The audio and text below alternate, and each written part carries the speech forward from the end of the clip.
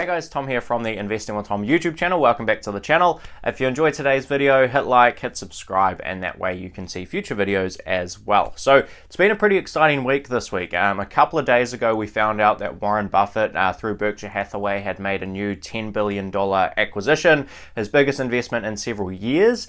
And just yesterday, I found out that Mohnish Pabrai had made a very large investment into a business called Seritage Growth Properties. So I want to talk all about Seritage Growth Properties today. It has a few very interesting things going on with it. So the business is getting absolutely hammered right now, but there's some pretty big names in terms of shareholders and in terms of debt holders actually as well. So we have not only Mohnish Pabrai, but we also have Warren Buffett in his personal account.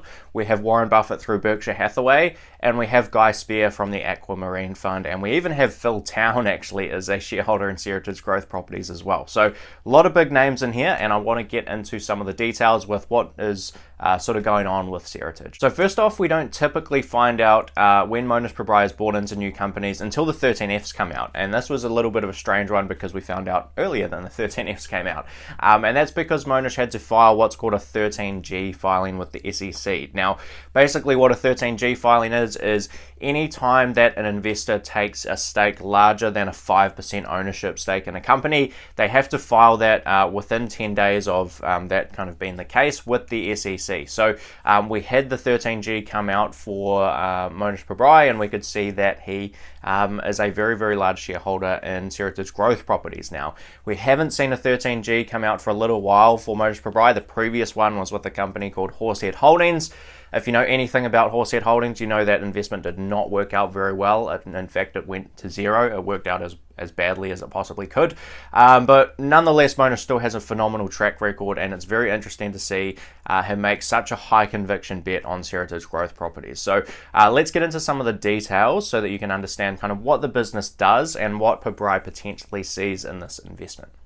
So Seritage Growth Properties is a real estate investment trust, or a REIT, and that means that, as the name suggests, they own a lot of real estate, and they're basically trying to set up a business that produces a lot of cash flow and some very tax advantaged dividends and so on, and all the things that come with a REIT.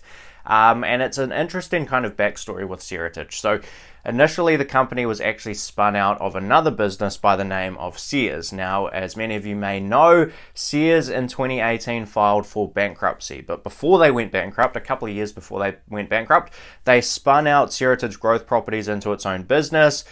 Basically, that was a way for Sears to sell a lot of the real estate that they owned at the time in order to try and raise some cash and avoid going bankrupt, which in the end did not work.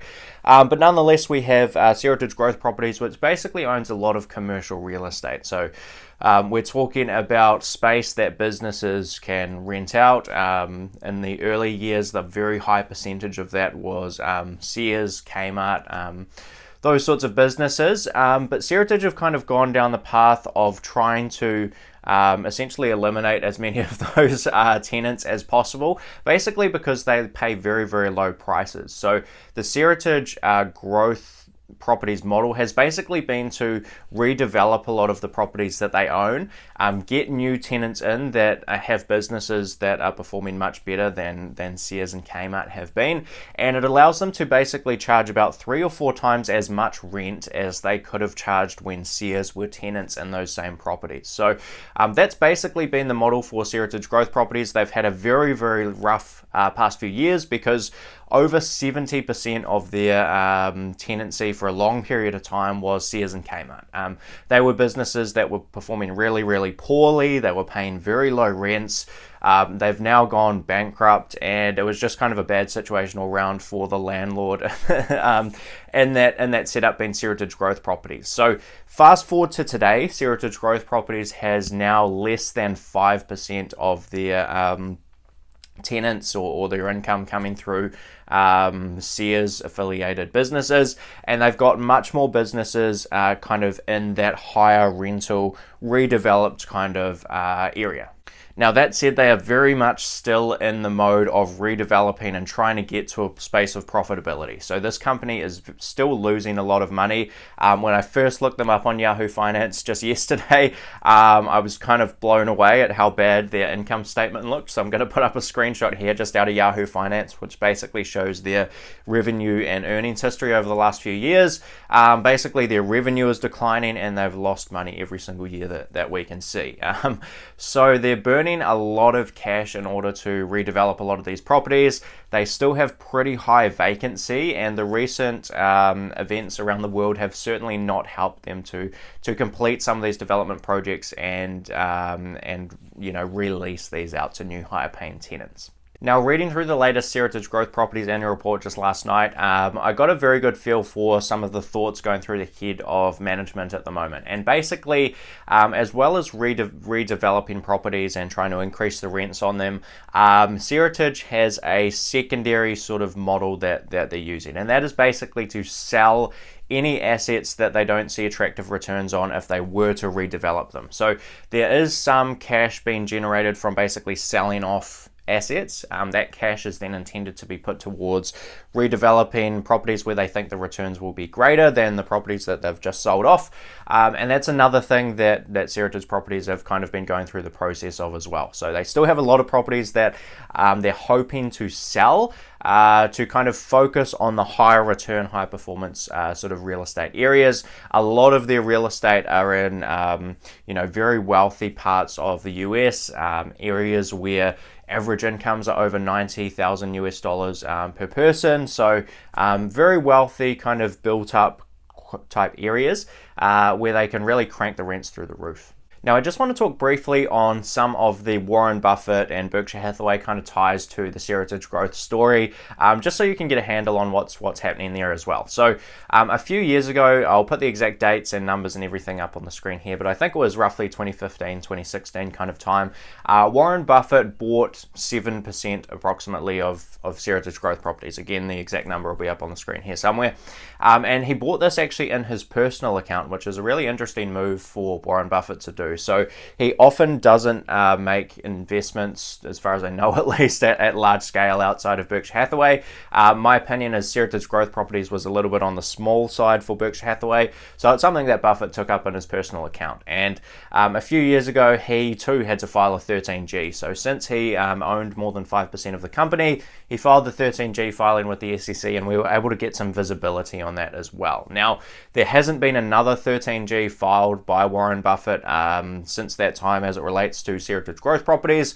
So my guess is that he's still a shareholder in this business. So that's the Warren Buffett side. The Berkshire Hathaway side, which is the business that Warren Buffett owns and has run for a long time, Berkshire Hathaway basically owns the debt on this company. So Seritage Growth Properties has had a pretty rough last few years. They've been burning a lot of cash redeveloping several of their properties. They've obviously had a lot of tenants move out with the Sears bankruptcy, and they now have about $1.4 billion or $1.6 billion, somewhere in that ballpark. Again, I forget the exact numbers, and I'll put it up on the screen here.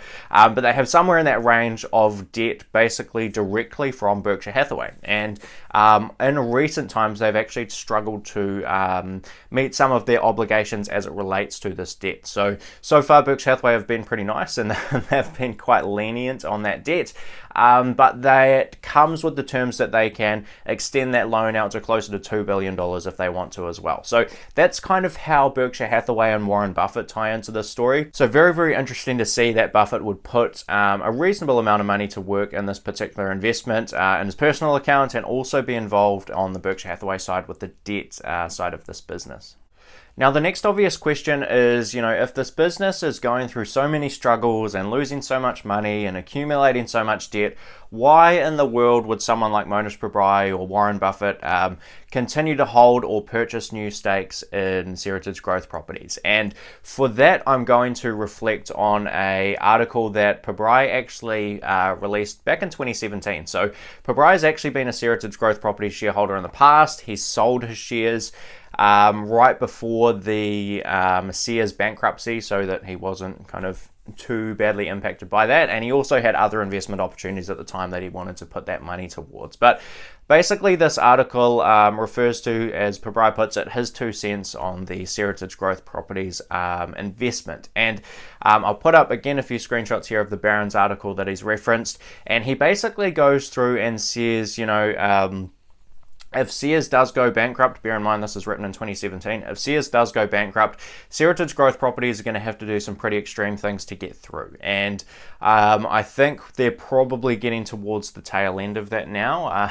And that's potentially the reason why Pabrai is back in the game with Seritage Growth Properties. And he actually said in this article that, he may potentially get another opportunity to take a bite of the apple, I think was the way he put it. So that is where Pabrai really thought they would struggle. The kind of upside to this particular investment is very, very high, actually, in the mind of Mohnish Pabrai. So in this Barron's article, Pabrai actually mentioned that he believed the REIT's equity could be worth as much as $12.6 billion in 10 years' time. So in something like 2027, if we go back to when this article was written.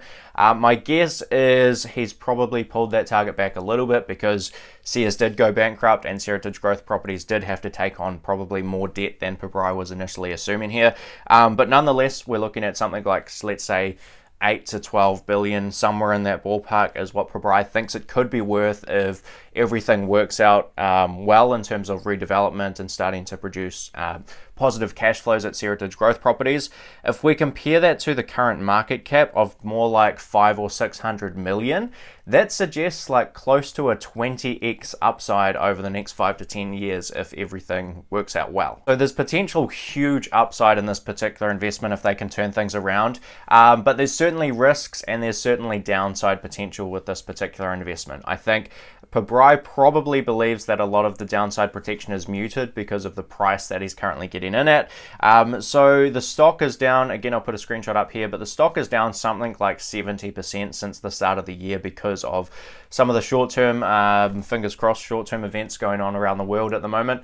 The stock actually shot up like about 130% just a few weeks ago, and it's come back down about another 50% from that level. So it's still down probably 60 or 70%, somewhere in that range from where it was at the start of the year.